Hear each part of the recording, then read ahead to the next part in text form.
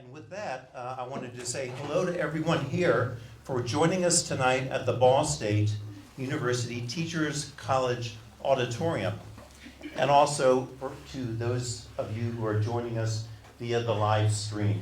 My name is Martin Smith-Rodden. I'm an assistant professor of journalism here at Ball State University and also a board member of the National Press Photographers Foundation.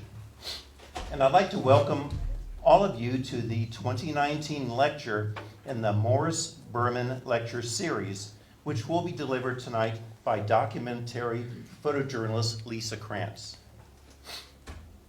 This program is part of an endowed lecture sponsored by the National Press Photographers Foundation. The NPPF is a nonprofit organization that's charged with advancing photojournalism through education, as well as awarding scholarships and fellowships. The Morris Berman Lecture Series is, as you may have guessed, inspired by a man by the name of Morris Berman, who was a member of the NPPF Board of Trustees and also was president and founding member of the NPPA, the National Press Photographers Association. He was actively involved in both NPPA and NPPF until his passing in the year 2002. And it is through his generosity that we do these lectures. It was Morris Berman's dream to establish a lecture series featuring outstanding photojournalists sharing their knowledge and skills with aspiring students. And that mandate made this year's speaker a very easy and logical choice. Lisa Krantz and I have been friends since I had the chance to meet her during a visit that she made to Norfolk back in 2009 when I worked there as a photo editor. Then, as now, she worked for the San Antonio Express News, a city that I also used to live and work in and share her love for. So we had a lot to talk about. I became acquainted and impressed with her work as a documentarian then, and I've often found myself captivated and moved by the work that she has produced since. After interning for the Indy Star, as well as the Post Standard in Syracuse, and also the Albuquerque Journal, she worked in the Naples Daily News starting in 1998, and then moved to work in San Antonio in 2004. Much like the real marathons and ultra marathons that she actually runs, when Lisa starts a story, she is in it for the long haul. She spends time to get to know the people whose stories she tells. Lisa is an insatiably curious person. She proceeds humbly and with respect and empathy for those she documents.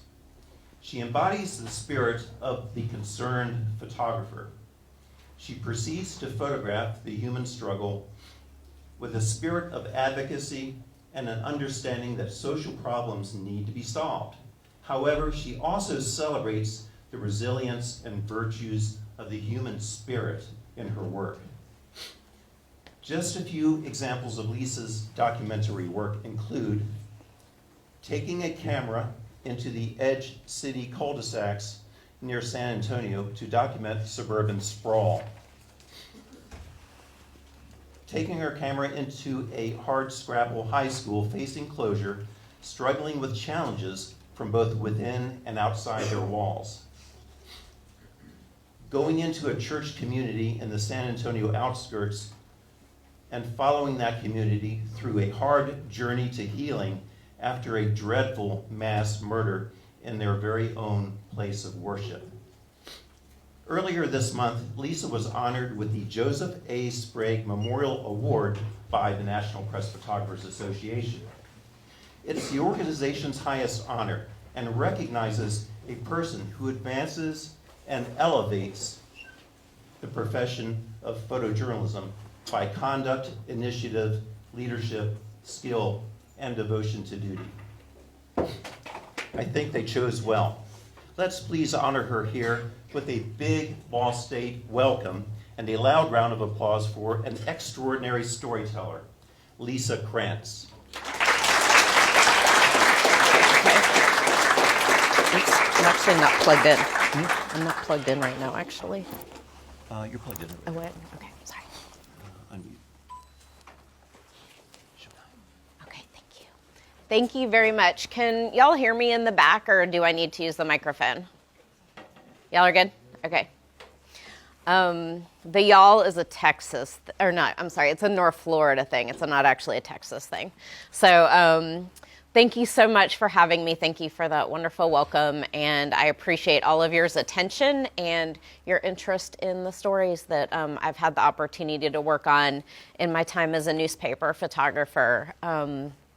I've been a newspaper photographer now for almost 20 years. And I will say that the opportunities have been endless, and every single day is fascinating, and I learn something every day, which is the joy that we get to do as being community journalists. I don't do the big travel stories. I love working in my own community, and so I'm going to show you 3 stories from my own community here today. If you do have any questions as I go along, I would much rather this be a conversation rather than me just speaking to you. So please feel free if anything, if you have a question, pop your hand in the air and I will try to pay attention. Can we do the lights, please? Or do we have lights down somewhere?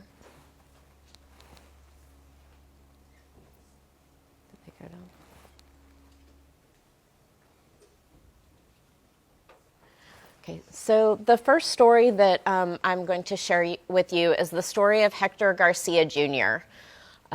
Hector came to me, actually, his sister came to me. A lot of people, especially students, ask how to find people that are willing to be photographed. And sometimes those people come to you. In this case, Hector's sister came to me. She was looking for a mentor for her daughter, who was a freshman in high school, and someone referred her to me. And in the meantime, talking to me about her daughter, said, would you be interested in meeting my brother? At the time, he weighed close to 600 pounds and was really struggling to lose weight and had gained and lost weight many times in his life. And at this point, she was worried he was going to die. So she thought maybe we could do a story on him. What I didn't realize at the time was that it would become a 4-year story of me following his struggle with obesity over the course of 4 years. And he lives about 30 minutes from me in San Antonio, his family. And the minute I sat down with him, it was his voice that I knew had to be heard. So I oftentimes am taken by someone's voice rather than the pictures that I think that I'll be able to make, because a lot of times going into a story, I have no idea what the photos will be. I don't know what someone's story is when I'm setting out, but I'm trying to get to know them and figure out how I can make pictures to help them tell their story. Hector's voice was so powerful, and he was able to articulate his lifelong struggle with obesity in a way that I never could.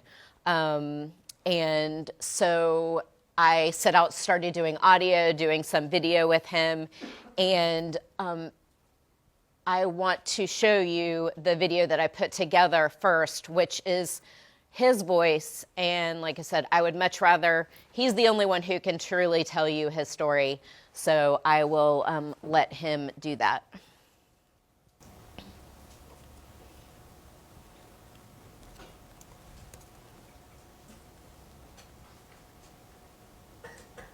I've basically been overweight my whole life. Since about 5, I was a chubby kid. And I wore what were those big jeans way back from the Huskies? Or Red Sears? That was me. I'm a knight in shining armor, I just don't have the armor. They don't make it in my size.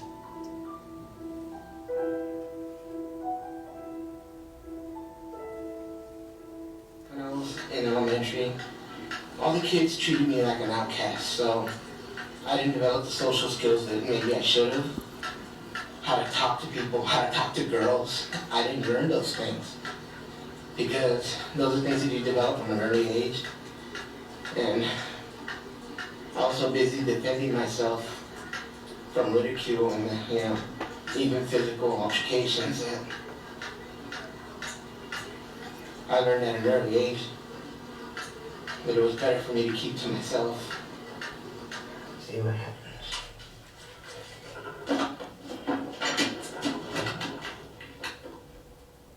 Everybody abuses something, it just depends on what you abuse. Some people abuse alcohol, some people abuse drugs. I just abuse food. Unfortunately, I can't stop cold turkey. An alcoholic stops alcohol completely. Drug addict, same thing. I can never stop eating. I always have to have a little bit of that thing that I'm addicted to.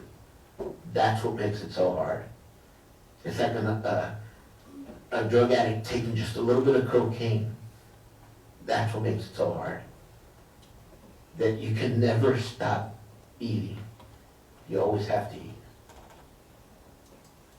People always make judgments upon me just because I'm overweight. And they don't have a clue who I am.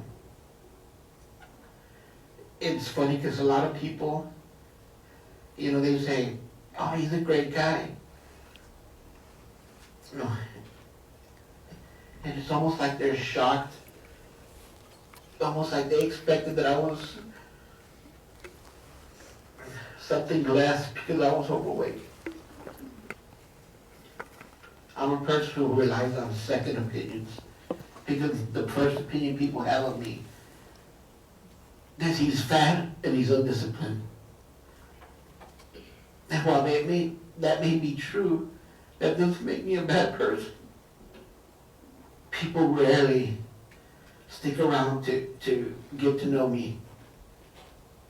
Even I can understand that because I know the way the world is. Where else do you see people getting ridiculed and allowed to get away with it if it's not over a fat person? I think it was one of the obesity hospitals that I was trying to get into. And she said, why do you overeat, do you know? And I said, you know what, no one's really ever asked me that question. And I actually had to stop and think about it. I said, because food doesn't reject me. Food's the only thing that I could ever do that wouldn't ridicule me, that wouldn't give me a hassle. It was like my friend. And what happened is it became a crutch. And before you know it, it was disastrous. I paid a high price, an extremely high price, and I'm still paying it. I don't want somebody else to go through this, to be chained to a chair,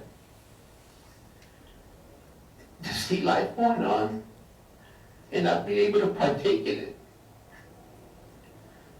It's hard never to have had kids. Mom get married, and I think I would have been a good father. If I had to paint you a picture of my life, it would be of a little kid behind the glass on the store with his hands pressed up against the glass, looking at the world go by. Life is going on and I'm missing it. And I've been missing it my whole life, with a few rare exceptions of when I was actually had lost weight and I was able to do things.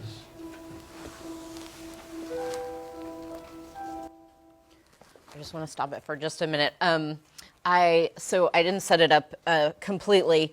I photographed him as when he started, and I started photographing him losing weight, he had a doctor that said he would replace his knees if he lost 300 pounds. So I photographed him over the course of losing those 300 pounds, if you're wondering why you're seeing some of him much thinner. So I photographed him over that process, and then I think it's self-explanatory from here. We go to 2010. I'm all the way back up in my weight, back up to 600 pounds. And I am completely depressed. I go to my knee doctor. He says, if you lose up to 300 pounds, I will replace your knees for you. And I said, wow, great. So I dedicated myself once again to getting back down, and I did it again. Got back down to 260 pounds. I believe that it'll be different this time because I know there's no tomorrow for me. Failure means death for me. I can't afford to fail. I don't have a choice. I have to survive. I have to be successful in keeping the weight off me when I lose it, because the alternative is permanent. 4 surgeries on my knees in a time span of about a year.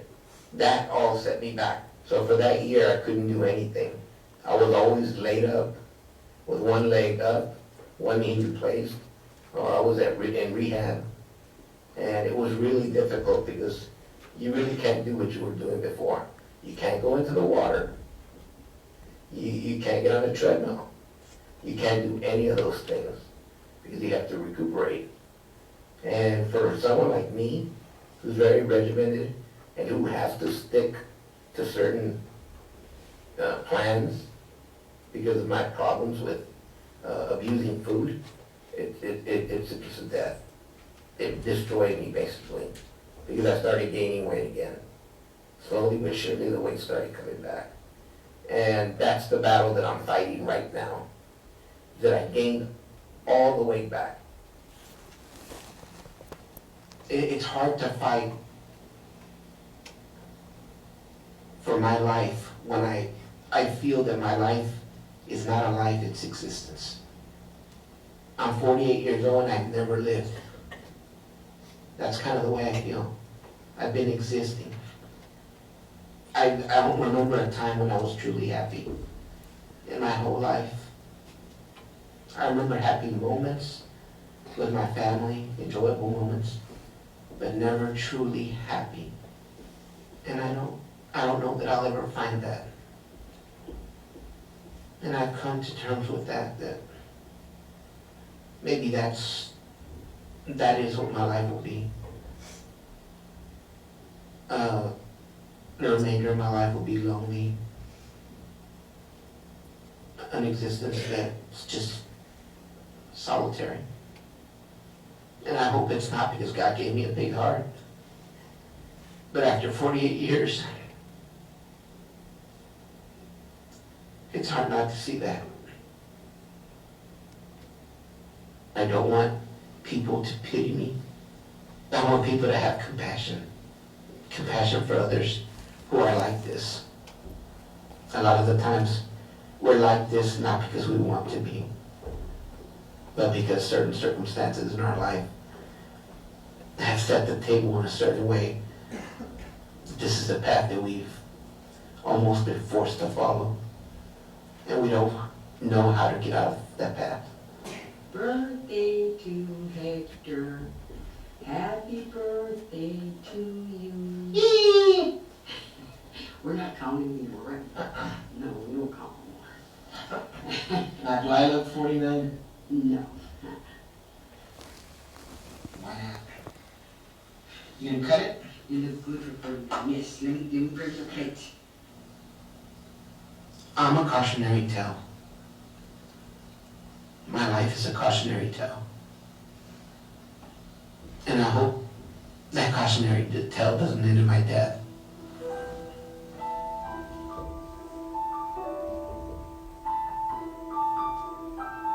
It's almost like drowning, but there's no water. Trying to breathe and nothing's happening. And not being able to breathe is kind of a new thing. I mean, that's a whole new level of helplessness.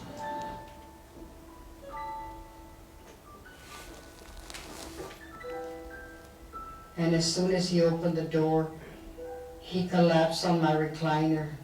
And he said his last words were, "Mama, I can't breathe. Mama, I can't breathe." And that was it. I just miss him so much. I don't know what I'm going to do without him. Everything reminds me of him. I don't know what I'm going to do without him. I don't even want to walk into his room, his chair. He was having more and more trouble with his COPD. He was having a lot of trouble. He couldn't get enough oxygen into his lungs.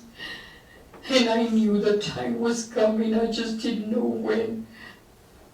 But I knew, he knew, because he himself told me, Mom, mijo, you do know, mijo, that I'm going to die of COPD. He said, don't talk like that, Hector. I hated to hear him talk about that. And he said, yes, I am. He said, I want people to know what happened to me, and I don't want them to happen to other people. I don't want them to go through the suffering that I went through. I don't want people laughing at them, looking down at them, belittling them. And my son was very smart. Oh, he was so talented. He was a talented writer. He was more than my uncle. He was my best friend. He was a good man. Not an ill word could be spoken about him. He had enough love, joy, and faith in his heart to last an eternity. My uncle deserved happiness. He deserved a life away from pain, and he has that now. He is free, and he is with my mother. And they will be waiting for all of us. If I don't scare people, no one will. If they don't listen to me, they're not gonna listen to nobody. You know, because like I said, I'm the worst case scenario here. So if you don't believe it can happen, I'm here to tell you it can happen. I would like to go for a drive with the windows down, like a dog, you stick your head out. I used to love to drive. I wouldn't mind going to the beach. I've forgotten what that looks like.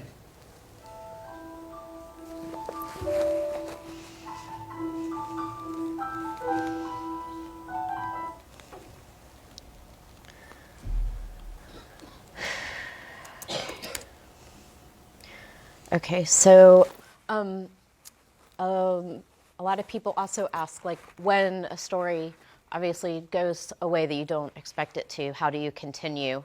Hector and I had conversations about if anything happened to him, what would I continue doing photographically? So when he had his first knee surgery, he actually wrote letters to myself and to his family and gave them to me in an envelope, which I kept in my trunk of my car for like a couple years, I guess. And he wrote letters in case he didn't wake up, like a letter for each person.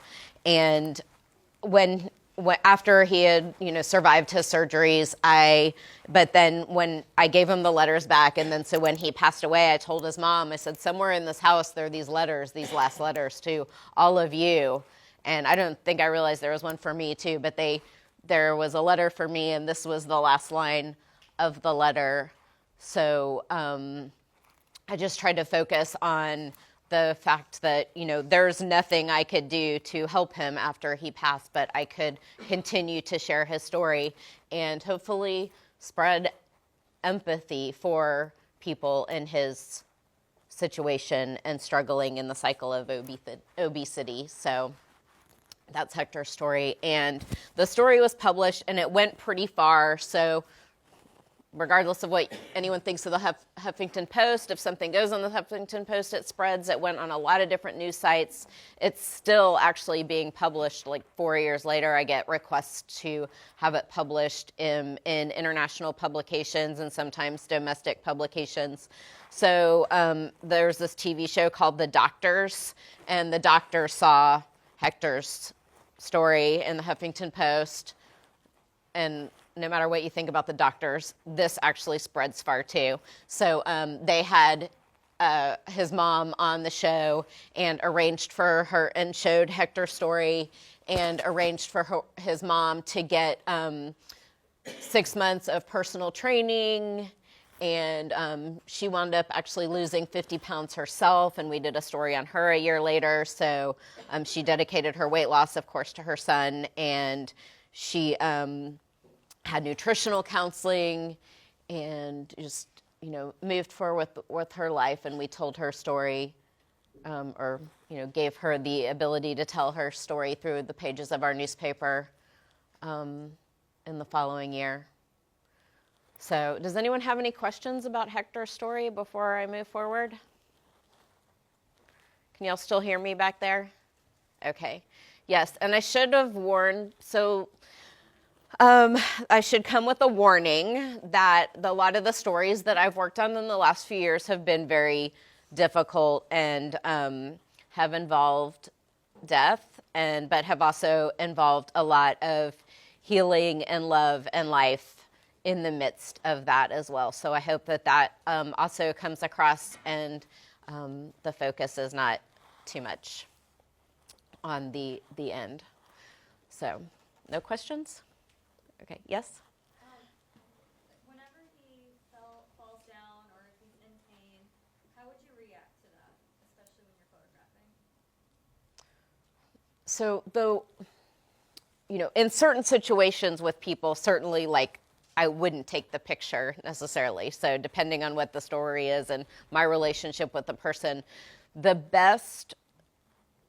when stories go the best, it's when they are a complete collaboration with the person that we are photographing. And Hector and I were complete collaborators. I feel that he believed that his story really needed to be seen and understood on a level that it hadn't been, he felt otherwise. So I felt comfortable photographing him when he fell. There wasn't anything I could do to necessarily help him at that point. Like, his mom was usually nearby, so those, I know he understood that those photos were an important part of his story. And so I never felt that, like, oh, do I take this picture necessarily? Probably in the beginning, yes.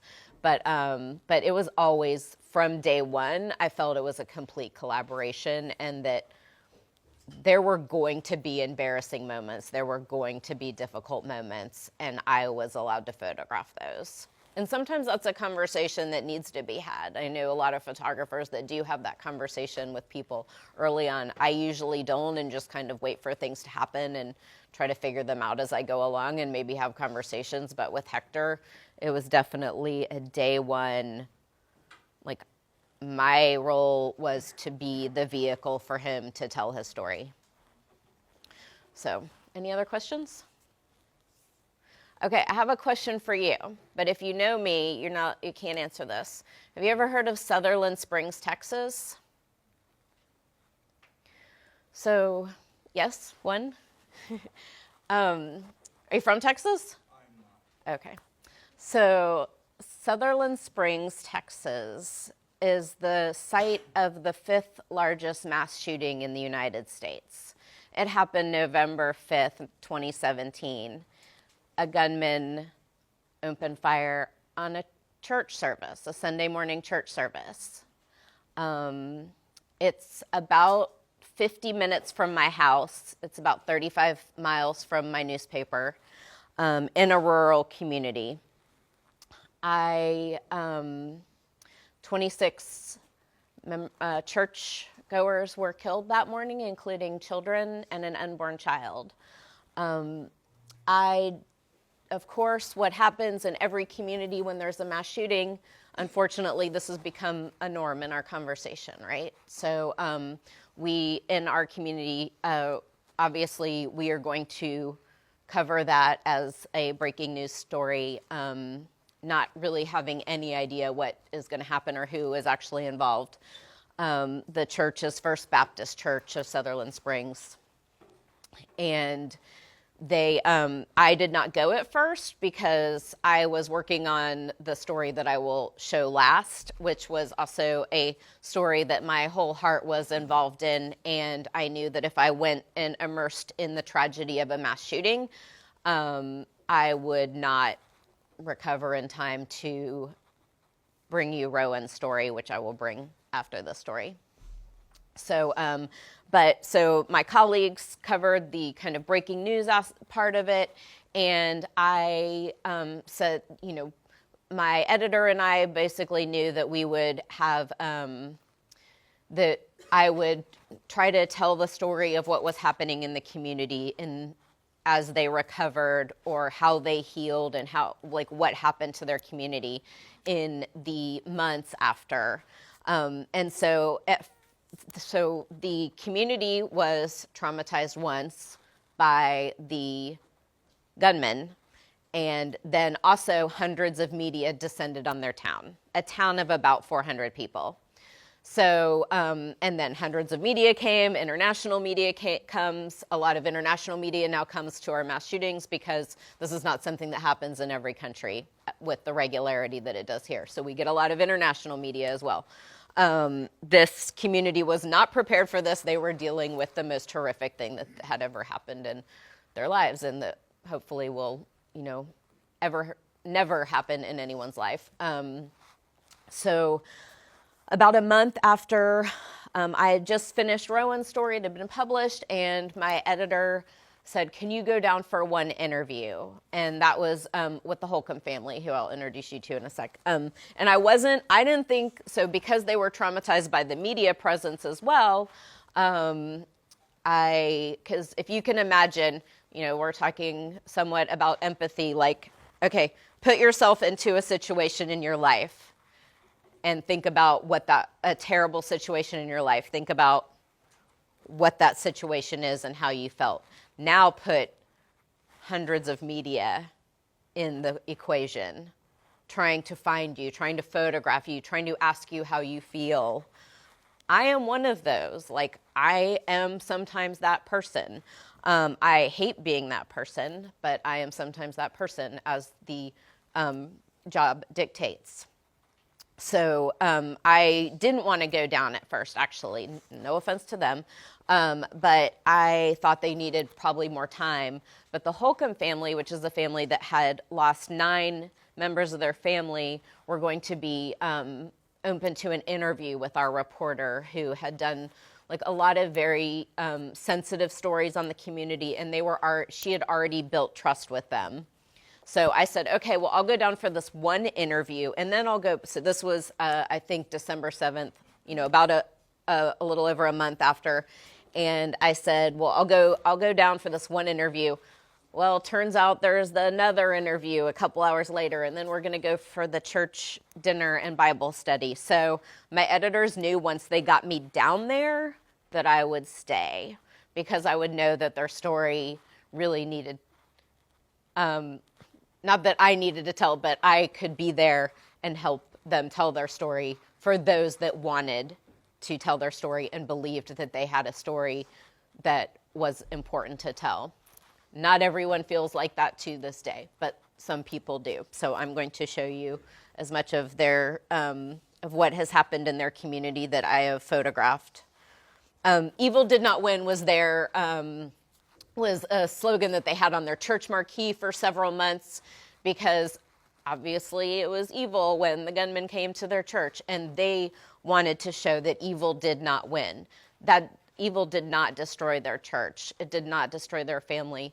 Did it take many of their loved ones? Absolutely. But they still were going to continue on and live their lives the fullest for the people they had lost.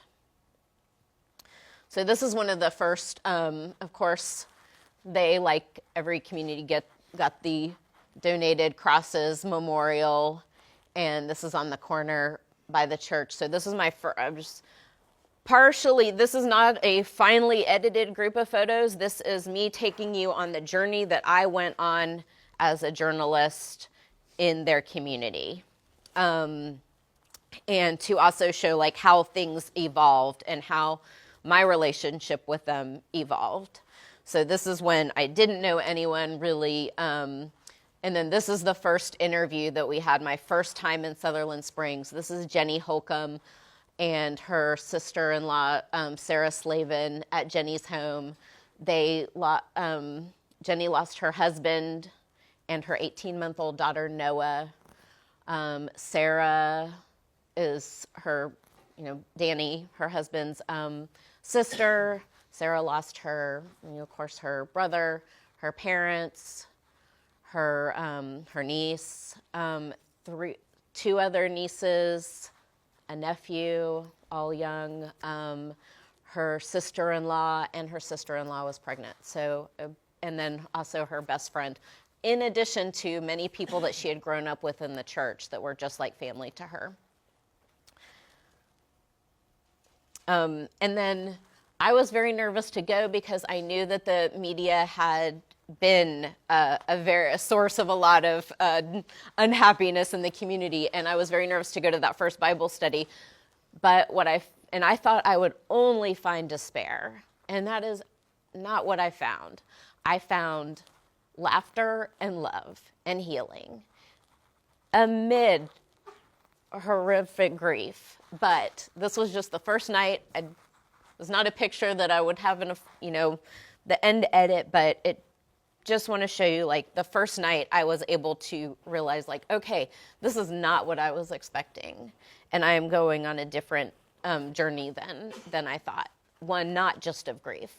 So when I first started going, the media was kept in the back of the church, and it was first in tents because where they had turned the original church building into a memorial. So this is just, and I was only allowed to photograph people that I had gotten permission from, but really they wanted me to stay in the back. I kind of worked my way up to the side, and with the permission to only photograph people that had said yes. So this is Benny and the pastor, Frank Pomeroy, who, if you paid attention to any of the news coverage, you probably saw him.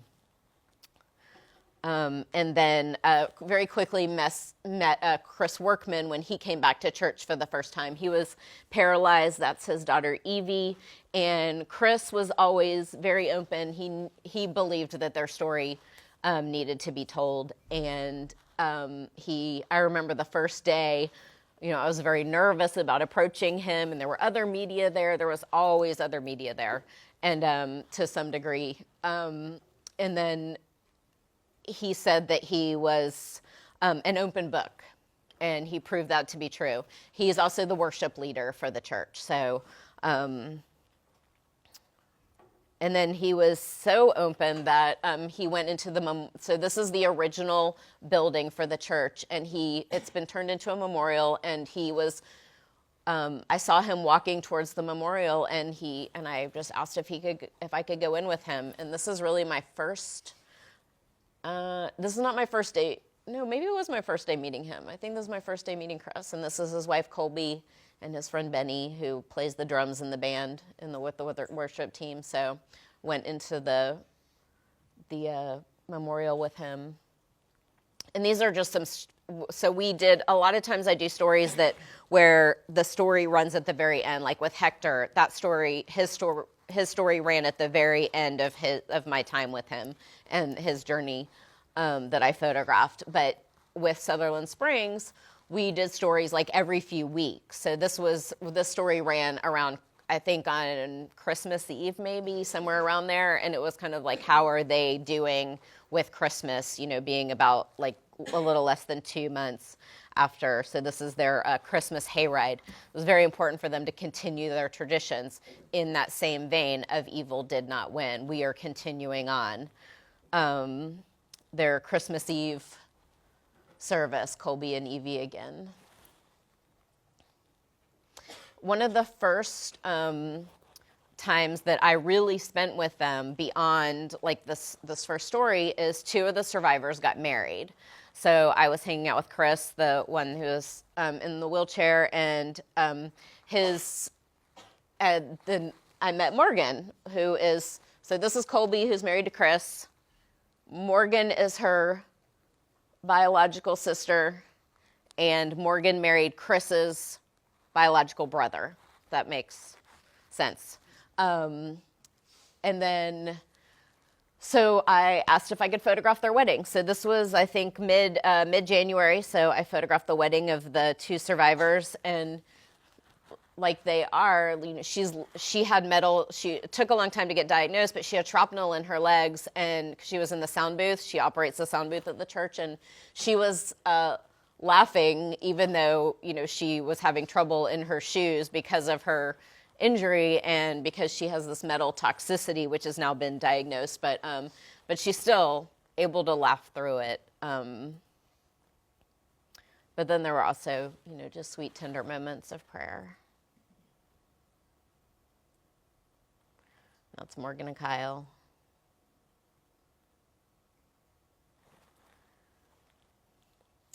And Chris with, they had portraits during the ceremony of the people that had been killed that were invited to the wedding and not able to make it. And then they danced to Rewrite the Stars from The Last Showman soundtrack, if anyone knows that song. Love that song. So I was waiting for them to see if they would dance. And then, you know, being there with the wedding and being there at like some happier moments, I was able to start photographing more freely at the church as the people started getting to know me better. So Chris is having a conversation with David Kolbath, who was shot 8 times for the first time since the shooting. And they were talking about the details of you know, what had happened and what the gunman had said and comparing, and they were, you know, talking to each other for the first time really since then. And then the church was growing. A lot of people wanted to, so now the building where the church is held is in a big modular building. And so they do church, you know, have their services in there now. So this is a baptism. And so they have had a lot of baptisms in the last year. And I've photographed not all of them, but a lot of them. And so, you know, this is obviously very important to them. Other things in the community, a active shooter training at the other church in the community. There's another church down the way. So this is one of the sheriff's deputies from the community, and he is teaching what to do in the event of an active shooter, especially in a building and in a church. People watching. Kept doing other stories, so maybe profiles on people. So this is Ryland, and he was the youngest survivor. He was 6. I can't remember if he was 5 or 6, sorry. And this is the first responder from a nearby fire department who was the first to, like Ryland reached out and touched his leg. So they formed like a very special relationship between that. So when Ryland got out of the hospital, of course, the community came together and wanted to honor him in a lot of different ways. So but this was actually his first responder was throwing out the first pitch. Rusty is the first responder, and this is Ryland's family thanking him. So we did a profile on Ryland too, coming out. We just did another one. I'll show you the pictures in a sec. So. And then followed one of the survivors' homes, Maggie Vidal. She was in rehab for a long time, but then was with her whenever the day that she went home from rehab, and this is with her grandson, trying to adjust to normal life. Another one of the stories that we did was on David Kolbath, the one I explained had been shot 8 times, and he was learning to shoot with his left hand because his right hand obviously been wounded by a bullet, and he was not able to pull the trigger anymore. And this was him after they did an active shooter scenario within that. And then he also would go to other churches and share his testimony. And then back at church, I would just go to church pretty much every Sunday that I was in town, and still do.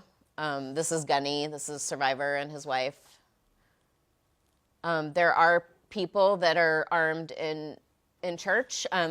This is Rod, and he is actually always has brought a gun to church, but he wasn't there that day. So would he have been a match for an AR-15 or, I'm sorry, it wasn't an AR-15, but an assault rifle? I don't know. But... And this is bringing the old church building back into the photo. And then the North American Mission Board and some other donors donated to build a new church. So that is the ongoing process right now. So these are the plans for the new building, which is under construction right now and opening in May. So this, I'll introduce you to Stephen Willeford. So as I'm sure you pay attention to, there's a different narratives in gun control. Well, in this story, this is Stephen Willeford, and he is the quote-unquote good guy with the gun because he stopped the gunman. He was down the street from he lives down the street from the church, like a block away. His daughter heard gunshots, said, "Dad, do you hear this?" He ran out of the house barefoot with his AR-15, engaged in a battle with the gunman, and the gunman was shot and left. And then he jumped in a truck with someone else and chased him down. And then the gunman went into a field, was driven off into a field, and shot himself. So it's a very different path than a lot of the shootings that we hear in the news, and of course a different reaction to it. So this is them at the state capitol. They're about to meet with the survivors of the shooting at Santa Fe High School, another mass shooting in Texas last year. And then of course they keep the media out for a little while, so this is them going in. We were allowed in later. And then back at church with happier times. This is on Easter, and they have a big pancake breakfast. Sarah and Colby. And this is Evelyn. So Evelyn and John, they are two of the Holcombs, and they are two of the most beautiful, gentle people in this world. And his wife is the one that was pregnant when she was shot, and Evelyn's three siblings, and of course his parents and his brother and his brother's daughter. But they were always back at church, and he films the church, the services, and puts them on YouTube. And this is on Easter. And Evelyn always is doing things that make me want to photograph her. So you will see her more. And this is John and Evelyn again. And then they were going to be in a parade, but the parade got rained out, so. And then this is one of the, they have this on their church marquee, the perfect church for those who are not, which I thought was so perfect and why I felt so comfortable there. And then more baptisms. Rylan back at church.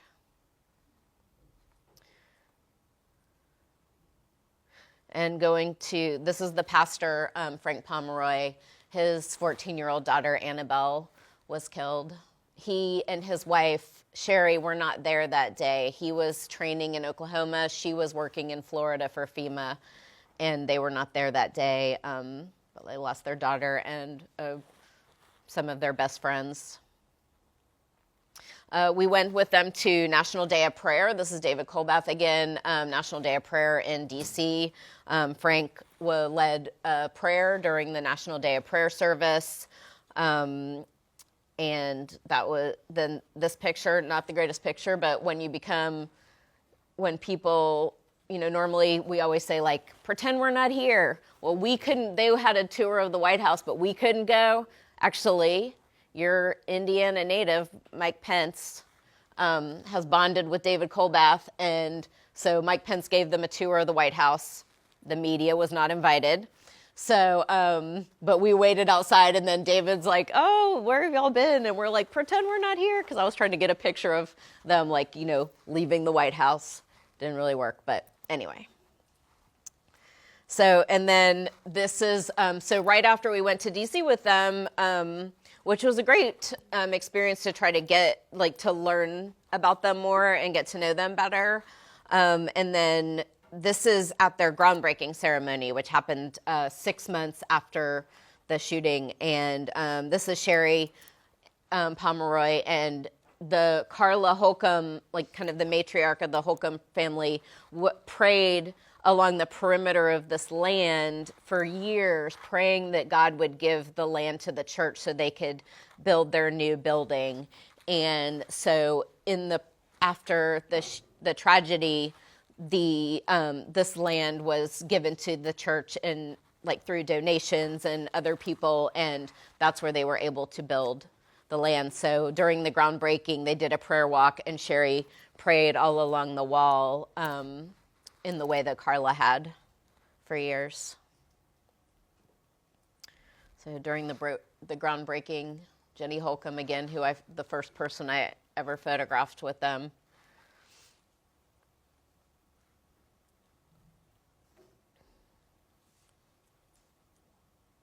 So all the survivors participated in the groundbreaking.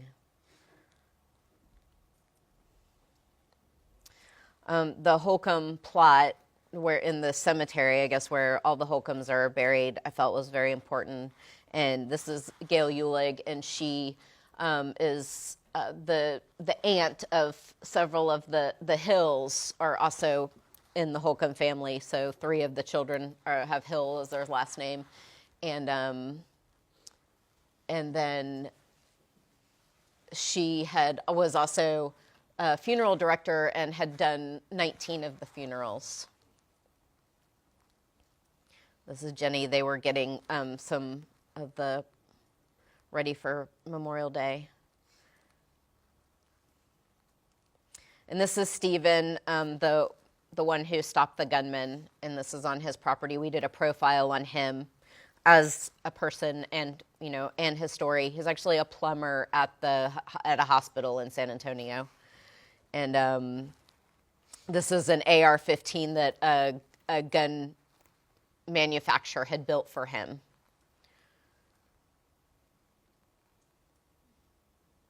And then the church did some training they have a safety response team that is also now carries guns at church and is a security team and watches out for any potential threats. And they have different positions that they hold. And so this is out at a gun range.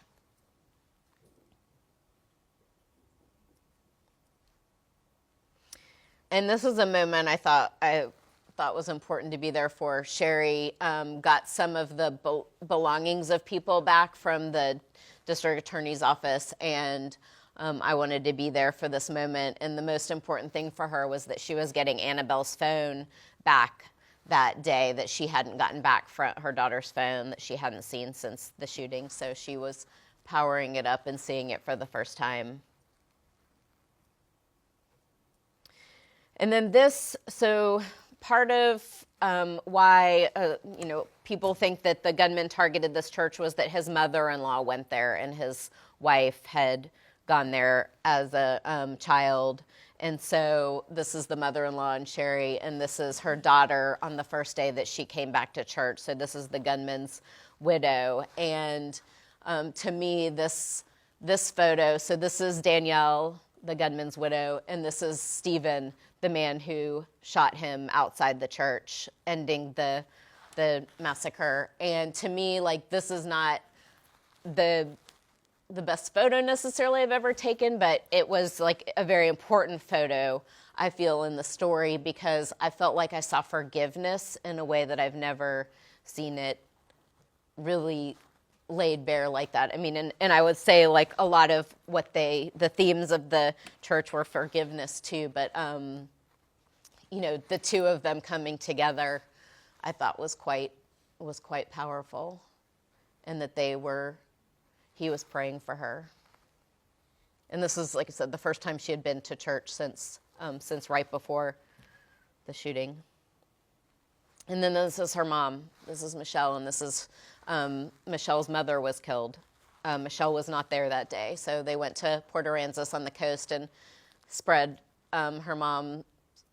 Michelle's mom's ashes, Lula White, and then went to the beach with Sherry, a woman who, longtime member of the church, who lost her nephew and her nephew's wife. And then this is her and Michelle rebuilding their relationship. Michelle and Danielle rebuilding their relationship. And then so meeting her at the church, she opened up to us and allowed the reporter and I to interview her and do video with her. And she shared her story and the final months and what had happened and on the day of the tragedy.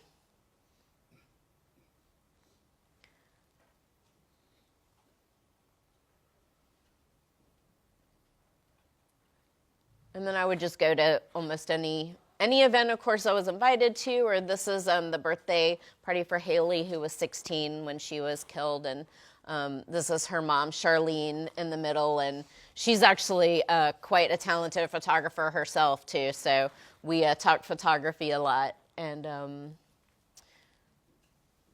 then another important person that I photographed is Kathleen. Kathleen lives across from the church building and can see it, obviously, from her kitchen, and witnessed that day's events, and has suffered from severe PTSD since then, and has also become a member of the church, been baptized in the church. I show this picture because she wanted a fence to be built there because the noise, from the road and seeing everything, and then a lot of media would park in her yard, and she just wanted a fence to build a bit of a barrier. And I became obsessed with that I have to get this fence built at this exact point to show, the former building and that. But that picture didn't make it in the edit. But then I realized, okay, Kathleen's going to come home and be emotional when she sees the fence built for the first time. And so upon knowing that it was built that day, I called Kathleen and said, what time are you going to be home from work, and can I meet you here? And then, so this is her and her husband when they arrived home from work and saw finally the completed fence, which took them about a little less than a week to build, about 4 days. So missionaries from Michigan did that. And then they started building the new church. And Vacation Bible School went on as always.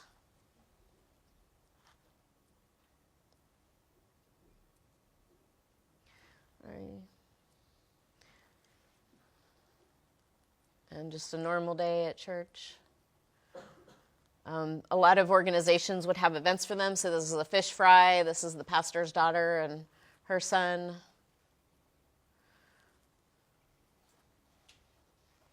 And then I wanted to photograph the memorial now with the new church. So I was really trying to figure out a way to do it. And then I remembered that Charlene always decorated her daughter's cross. And so I asked if I could go with her next time. She usually did it like every week or every other week. So I asked, so I was able to incorporate her story into in this moment with her, into the building of the new building, or the construction of the new building. Back to anytime that Sherry would say she's going to the cemetery, and I would ask if I could go with her. It was right down the street from the church. A memorial in a neighboring town. This is John and Evelyn again. And then John one day probably regrets telling me that he would wake Evelyn up with a harp by playing the harp. So I asked him multiple times for me to let him photograph waking Evelyn up with the harp. And then this is a door that they've kept with the heights of her siblings who were killed. And then they would go and this is John with Evelyn Hill and Philip Hill, his children that are left.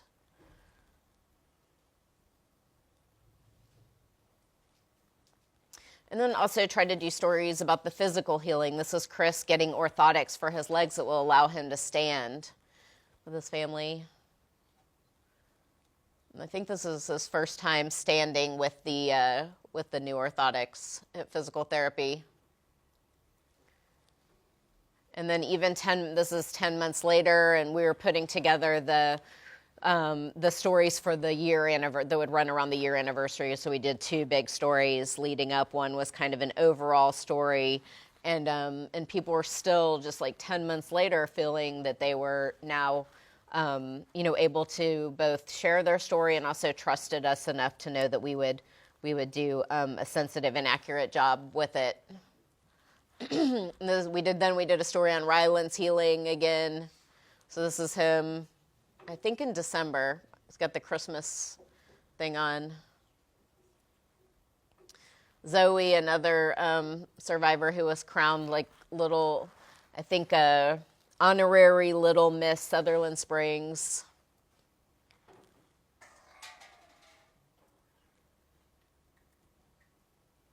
And then this was one of a really important day of, this is one of the only pictures I guess I have of Frank and Sherry together in here. The pastor, as he's about to go up to the podium to deliver his sermon, but this was Annabelle's birthday, and Sherry, they were obviously having a more difficult day because it was their daughter's birthday. And then they went to the cemetery after church and did a balloon release in her favorite colors. And then the Holcombs, Gail, was the one to make sure all the Holcomb headstones got in their correct places. This is Ryland's aunt, and this was on the year anniversary, which was another media fiasco at the church. So kind of difficult to photograph on that day.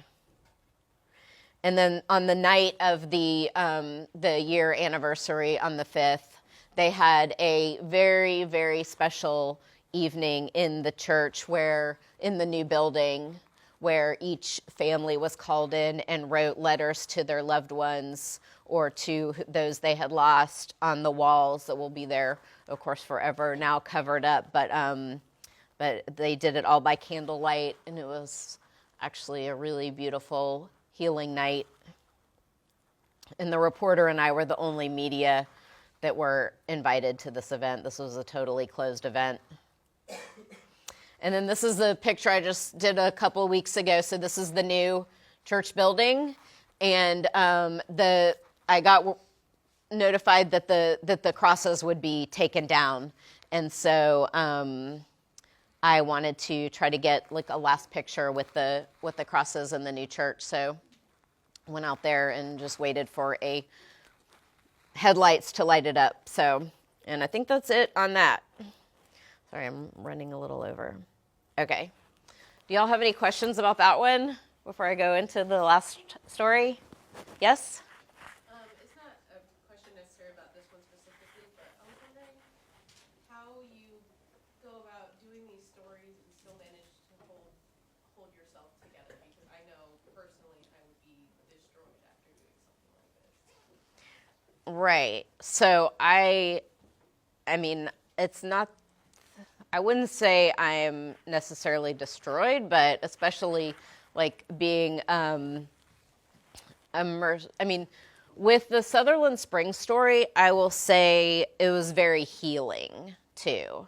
So because there was like, I would go there and I would get hugs from everyone, and I would go there and like hear, see how they were able, like their resilience and their strength. And I would take that too from them and their story.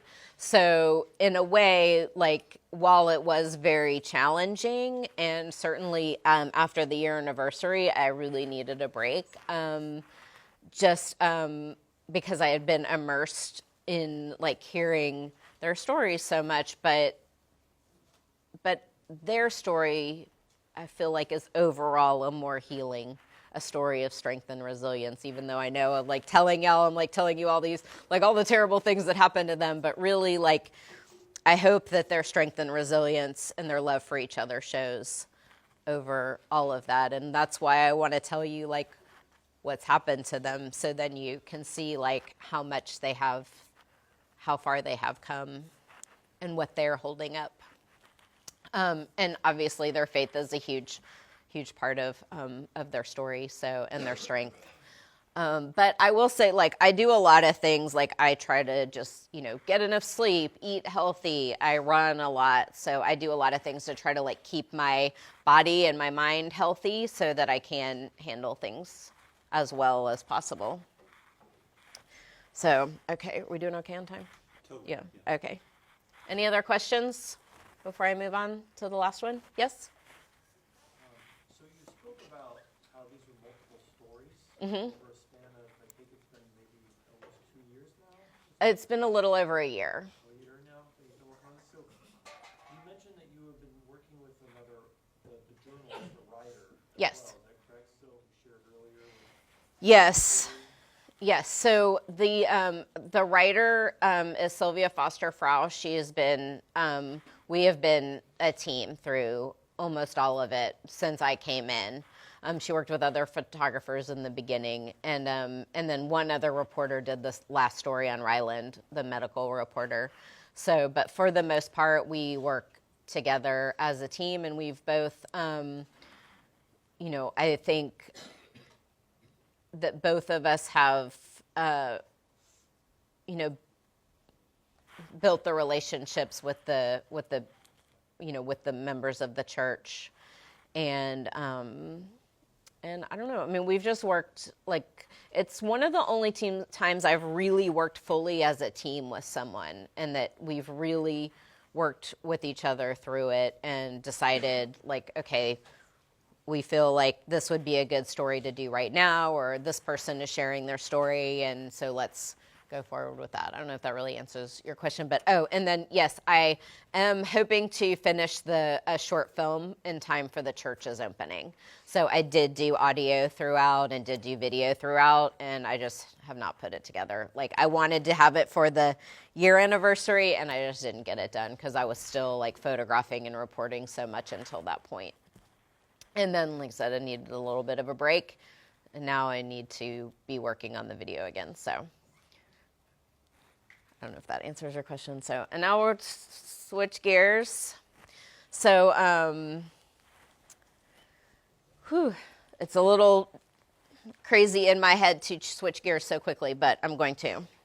So, okay. So the next story I'm going to show you, first I want to show you how, like I said, a lot of times people are like, okay, how do you find these stories? Hector came to me, Sutherland's First Baptist Church of Sutherland Springs, pretty obvious because, it's a huge national news story, and it happened in our community. Of course, we're going to continue to cover it. But sometimes they're just from being in a community for a long time or knowing a lot of people. So not great photos, I realize, but I was sent to Haiti after the earthquake to photograph our Archbishop. So I'm touring around with the Archbishop after the earthquake. Well, that's not the only story that I want to do if I'm going all the way to Haiti. And I found a family that was bringing, that was in the adoption process before the earthquake, and that was going to be adopting children and bringing them back to San Antonio. So I wanted to follow them. There's an orphanage that was founded by a San Antonio area resident, and they were bringing the children. This is David Birdie, and he was bringing 2 girls. This is a roundabout way of showing how I met Rowan, who I will show you next. And so followed these families. This is Bagleen arriving in Miami. And actually, this is Leah Trotter, and she went to Ball State. So it's the only Ball State graduate that I know that I have in this group of photos. So Leah Trotter. And so this is Bagleen. And then they brought Judson. This is when Lonice was actually adopted in the Bexar County Courthouse. And so the person that had founded this orphanage would have these beach, this was at a lake, actually, in Texas.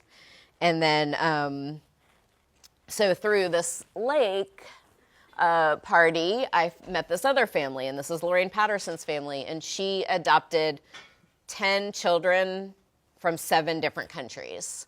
So I photographed her as she brought some of them, and this is when she brought 2 home from Ukraine.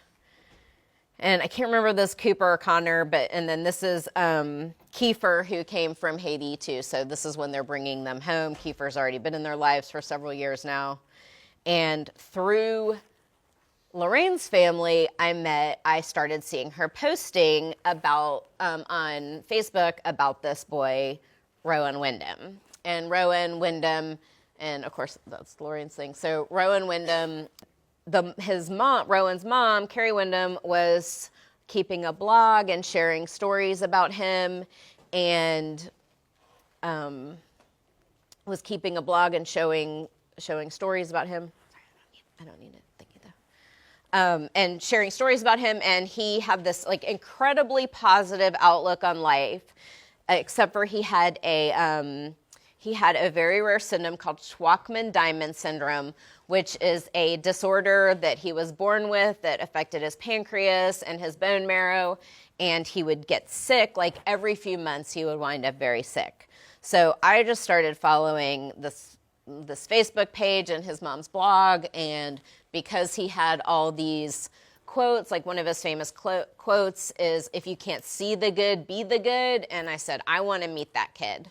So, and this is I can't stop loving my life, even though he spent over 1,000 days of his life in the hospital and had over 100 surgeries.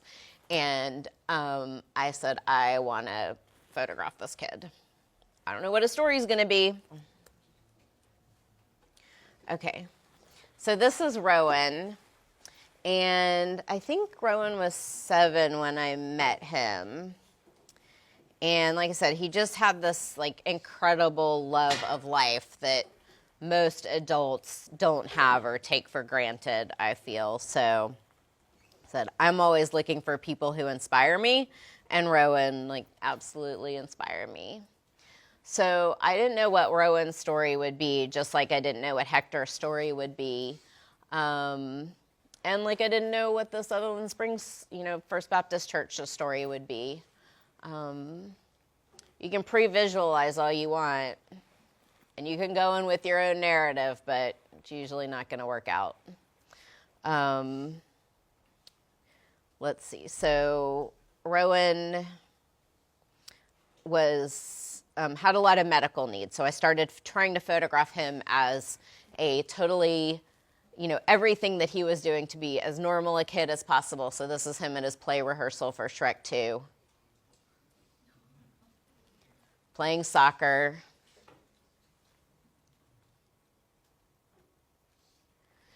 And he would have to get iron infusions for 8 hours every other week. So I would photograph the medical, of course, too. And that's him and his mom.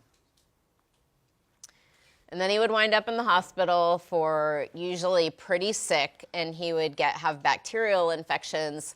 And a lot of times he would wind up getting septic, and it would be very scary, and everyone would be very afraid that this would be Rowan's last trip to the hospital because the infection would kill him.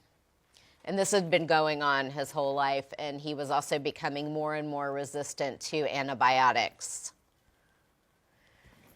And then it would be back to photographing Rowan being Rowan. And they had a Zumba-thon to raise money for his medical bills. And he was adopted by the Guardians of the Children motorcycle gang. And he got to choose, like the kids that they adopt get to choose their name. And he had his name as Hope, of course. And then this is his little friend Charlotte. My editor always calls her his girlfriend, but the case. And then Rowan would be back in the hospital. So every few months he would wind up there.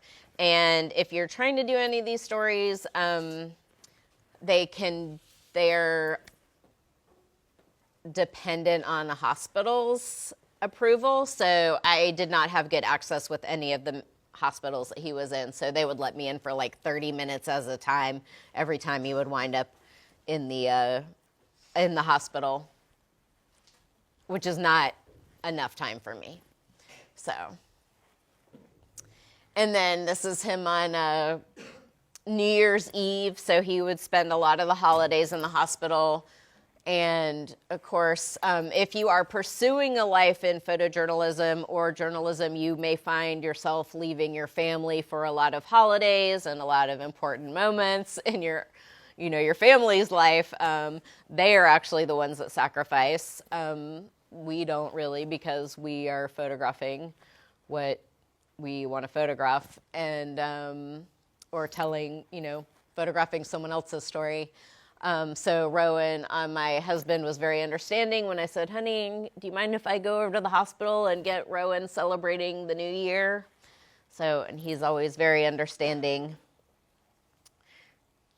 And he had met Rowan too, And this is after the holidays, they would go home and celebrate the holidays. And just, like I said, trying to be a regular kid. This is his home nurse and doing his breathing treatments at home.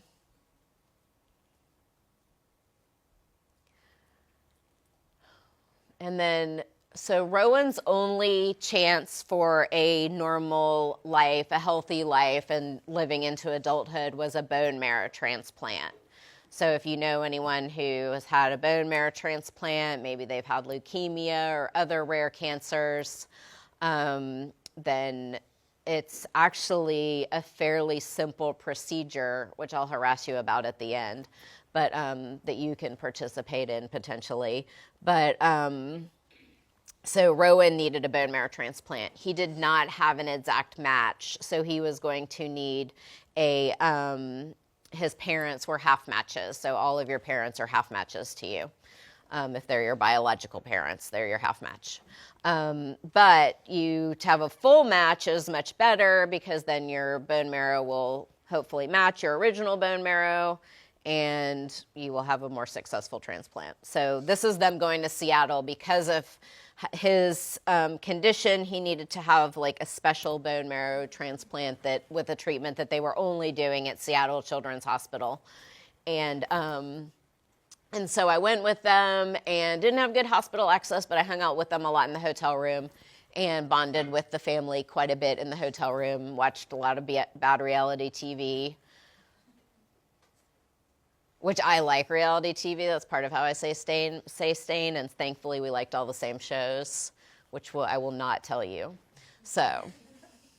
And Rowan believed totally in Bigfoot. So when he would go out to Seattle, if anyone's been out to Seattle, it's great squatchy weather, right? So all the big trees, like Sasquatch, just hanging out in those trees. So Rowan totally believed that that Bigfoot lived out there. And so they would go to their friend's house in Bremerton, across the sound from Seattle, and the family friends would like put out little patches of fur and little pieces of food, like that Bigfoot had left the berries, and pat down like where Bigfoot had slept. And Rowan 100% believed that Bigfoot was out there. And he was like, okay. And he called him his brother from another mother. And he's like, okay, I think it's time to go. We should go inside now. But Bigfoot, you're welcome here anytime. I love you. And he made a little sign that said, Bigfoot, welcome here. Totally believed in Bigfoot. And so then we would go to medical appointments too. But like I said, didn't have great access with that. Playing Legos in Seattle. And then he got baptized. That was their faith was very important to them as well. So Rowan got baptized. And in the roller coaster of Rowan's life, within 24 hours, he had a grand mal seizure and was in the hospital. And this is one of the rare times I was allowed in the emergency room with him. And then so we had another hospital stay, and actually that stay he was out quickly, but then he was in again. And this is his home nurse, and Rowan did not want her to leave because he wanted her to stay and play with him, so he was pouting. And then he was about to get released, so he was able to like take the little things stuck to him. I can't remember what those things are called, but. And then Rowan also did a lot of things to help other kids that were sick, and so he would raise money for kids with cancer. Kids with cancer, and shave his head, raise money and shave his head for them. And then this is at the birthday of one of his friends that, since Rowan never went to school and he never, he was homeschooled by his mom, and a lot of his friends were sick. So this is this is Jaylene's mom over here, and Jaylene had a brain tumor and died at the age of 4. So this is at her birthday. I think they had done a balloon release there. They're probably watching the balloons. It was Rowan with his dad, and this is right before he's about to go to Seattle for his bone marrow transplants. And this is one of one of the worst parts for him at home was his mom had to like clean his lines because all day, every day, because of how his gut couldn't handle food, and he was also allergic to most foods and could really only eat potatoes. Like he could eat potatoes constantly, all potatoes, but almost nothing else. So he had like a feeding tube with feeds all day and meds all day, and so they're about to set out in their car to drive from New Braunfels, Texas to Seattle. And this is the process called apheresis, which is kind of like giving blood, but takes a few more hours. And this is how his mom donated her stem cells to him, which was essentially his bone marrow transplant. If you don't know how bone marrow transplants work, they basically kill your bone marrow with chemo, clean it out so it can be replaced by someone else's marrow. And in this case, her stem cells would be the marrow.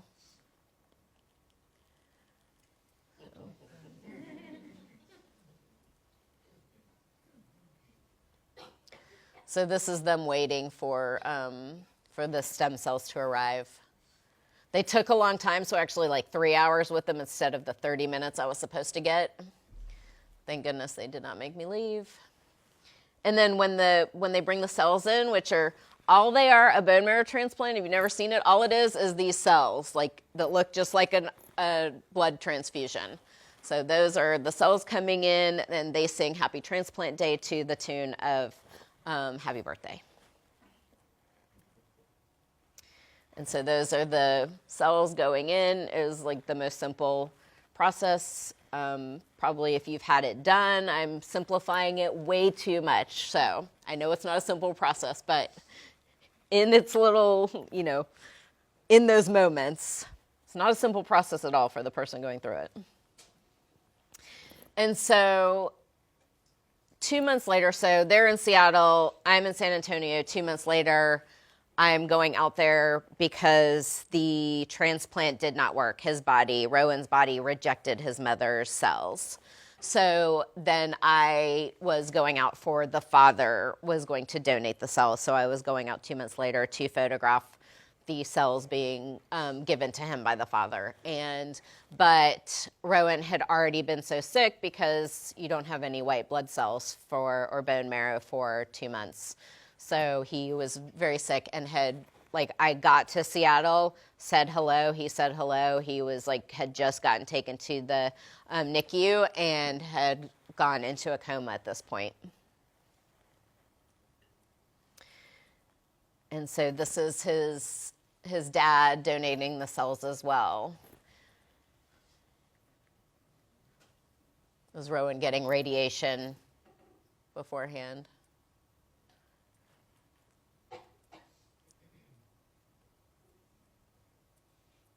And then before I left, because I'm just going to Seattle, he did start to wake up some, and this is him waking up a little bit. And again, this is Dad giving the cells. The cells are up there. The stem cells are up there. And that is what it's dependent on. And the way they do it is, way they were doing it at Seattle Children's was a three-step process, but this is the first part of it. So, and I am sorry to tell you that Rowan did not make it. I was not there, which is probably a good thing. And so this is his mom when she came home back to Seattle. Rowan wound up there was a lot going on. He actually his body had started accepting his father's cells, but everything else, his kidneys had gone, his heart had gone. He had actually wound up having a heart attack. as well. So this is their planning for his memorial service back they're in New Braunfels near San Antonio. And this is Charlotte, his little girlfriend, at the funeral, or this is a memorial service more so. Someone in the community donated the casket and there's like pictures of Rowan and friends all over it. And then the following day, there was actually a very healing ceremony on the top of Enchanted Rock, which is not the highest point in Texas, but Rowan thought it was. It's like this big rock you climb up on. And Rowan thought it was the highest point and loved going there because he felt he was closest to God there.